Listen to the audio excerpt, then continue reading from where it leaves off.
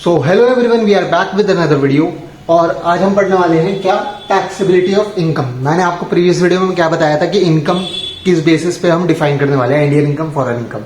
अब हम पढ़ेंगे कि कौन सी टैक्सेबल होंगी। मैंने आपको स्टार्टिंग में समझाया था कि अगर आप रेजिडेंट हो तो आपका पूरे दुनिया की इनकम जो होगी इंडिया के अंदर टैक्स होगी, ठीक है। और नॉन रेजिडेंट हो सिर्फ इंडिया की इनकम। ये मैंने आपको ऊपर ऊपर से पढ़ाया था। अब मैं आपको एकदम डिटेल्ड में पढ़ाने वाला हूँ कि टैक्सेबिलिटी इनकम की होती कैसे है। क्यों हमने चैप्टर में स्टार्टिंग से अभी तक रेजिडेंशियल स्टेटस पढ़ा, क्यों हमने उसको ROR बनाया किसी इंडिविजुअल को, या R-NOR बनाया, क्यों बनाया, उसके लिए क्यों बनाया था हमने। टैक्सेबिलिटी, टैक्स लगेगा कैसे लगेगा, किस इनकम पे लगेगा, ये देखने के लिए बनाया था, ठीक है। हम पढ़ने वाले हैं taxability of income in case of individual and HUF। Individual HUF का अलग है, कंपनी और आगे फर्म LLP वगैरह इन सब का अलग होगा, ठीक है। इंडिविजुअल और HUF का अभी पढ़ रहे हैं हम। क्या होगा स्टेटस। सबसे पहले मैंने आपको रेजिडेंशियल स्टेटस पढ़ाया, क्या होता है ROR, R-NOR, नॉन रेजिडेंट, ठीक है।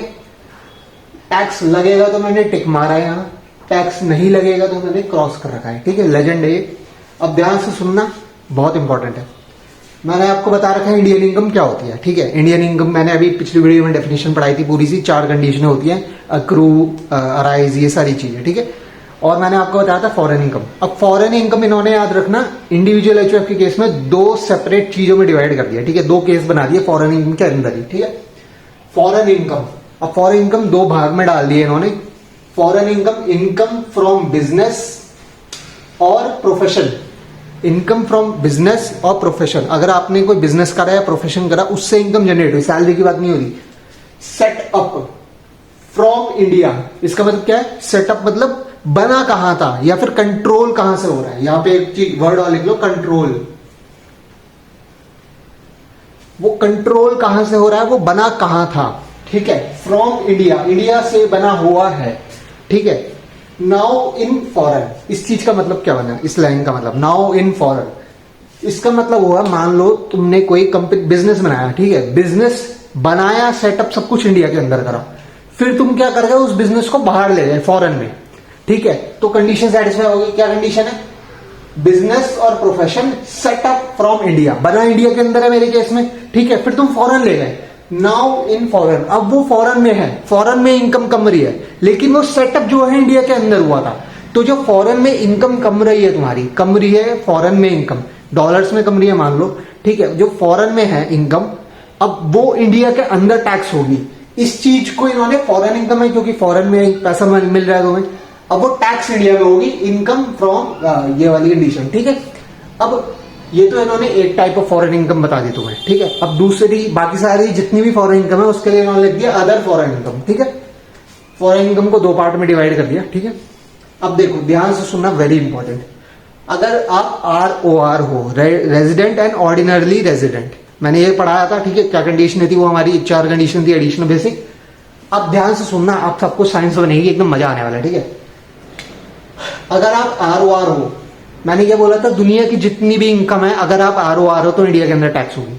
अब देखने ध्यान से सुनना, अगर आपकी इंडियन इनकम है और आप ROR हो तो ये टैक्सेबल है, ठीक है।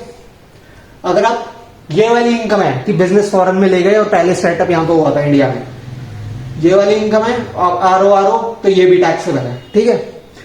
अब अदर फॉरेन इनकम है, फॉरेन में कोई सी भी इनकम है, ये मैंने क्या कहा था, सारी इनकम टैक्सेबल है ROR में, ROR हो तो ये भी टैक्सेबल है।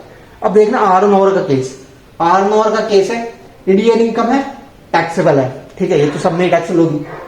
ये वाली इनकम है कि फॉरेन में बिजनेस ले गए तो R-NOR के केस में ये भी टैक्सेबल है। अब ध्यान सुनना, बाकी कोई सी भी फॉरेन इनकम हो, R-NOR के केस में वो टैक्सेबल नहीं है, याद रखना, नहीं है। क्या है, टैक्सेबल नहीं है। नॉन रेजिडेंट हो, इंडिया की इनकम है, नॉन रेजिडेंट हो, इंडिया की इनकम तो टैक्सेबल होगी ऑब्वियसली। बाकी कोई सी भी फॉरेन इनकम, ये वाली फॉरेन इनकम टैक्सेबल नहीं है, अदर फॉरेन इनकम भी टैक्सेबल नहीं है, ठीक है। इसलिए बस ये कंसेप्ट था, इसलिए हमने पूरा रेजिडेंशियल स्टेटस पढ़ा, इनकम की डेफिनेशन क्या होती है वो पढ़ी, ताकि हम ये समझ सकें। अब देखना ध्यान से सुनो एक बात और, अगर तुम्हें समझ ना आ रहा है सर याद कैसे रखेंगे, ये 3 चीजें, इस टेबल को ऐसे ही बनाना, ठीक है, दिमाग में आएगा। देखो तुमने ये बना लिया, स्टेटस लिख दिए, अब कुछ नहीं करना, 3 टिक, 2 टिक, 1 टिक, पैटर्न बन गया। यहां से दिख रहा है ये पैटर्न, 3 राइट, 2 राइट, 1 राइट, बाकी सारे क्रॉस बना देना, ठीक है। तुम्हारे याद करने के लिए आसानी रहेगी, बाकी लॉजिक मैंने तुम्हें बता दिया, आसानी से याद रहेगा, ठीक है। नाउ एवरीवन ने अपना इंडिविजुअल एचयूएफ के बारे में पढ़ लिया, अब हम पढ़ने वाले हैं बाकी सारे एसएससी, ठीक है। इंडिविजुअल एचयूएफ का मेन था, ये आने के चांसेस मुझे नहीं लगता आएगा भी, ठीक है, बट समझने के लिए समझ लो। मेन कौन सा आपका इंडिविजुअल और एचयूएफ वाला, ठीक है। अब हम पढ़ने वाले हैं फॉर अदर एसएससी, सारे के सारे इंडिविजुअल एचयूएफ को छोड़ के सारे इधर आ जाएंगे, ठीक है। स्टेटस क्या है, रेजिडेंट नॉन रेजिडेंट। मैंने आपको जब रेजिडेंशियल स्टेटस पढ़ाया था, मैंने आपको बताया था आरओआर आरनोआर सिर्फ इंडिविजुअल और एचयूएफ में होगा, बाकी सारे केस में क्या होता है, सिर्फ रेजिडेंट या नॉन रेजिडेंट होगा, ठीक है। इसलिए रेजिडेंट और नॉन रेजिडेंट लिखा है। यहां देखना इनकम दो ही तरीके की है, इंडियन इनकम, फॉरेन इनकम। इधर इन्होंने और बाइफर्केशन नहीं कर रखी, ठीक है, तो ये आसान सा है। रेजिडेंट है तो इंडियन इनकम भी टैक्सेबल और फॉरेन इनकम भी टैक्सेबल।